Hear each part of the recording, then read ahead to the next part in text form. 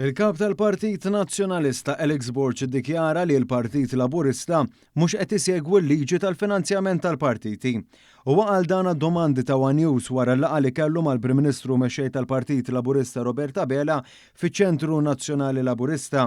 Borch iddikjara hekk dwar il-liġi li l-Partit Nazzjonalista fil-Gvern ma rridx jimplementa u li mill-Oppożizzjoni ilu jiksira għal dawn l-aħħar 5 snin. Diġà hemm liġi tal-finanzjament tal-partiti, però llum il-ġurnata il-Gvern għal xi raġuni ma jridx li jimplementa din-liġi, ma jridx li attiva u verament ikun hawn consolidation ta' din-liġi.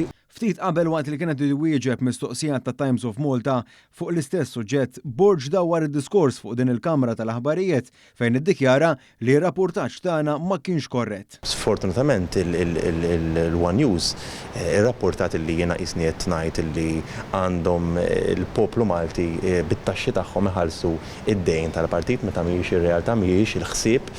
Dan l-istazzjon iżda irrapporta dak li kien qalu huwa stess jumejn qabel għal domanda oħra ta' Times of Malta fejn Borch iddikjara li se jara li l-Parlament jiddiskuti din it-tema li dwarha diġà hemm liġi. This morning we had an article by Richard Kakia Caruana said political parties should be banned from taking donations from big businesses and investors.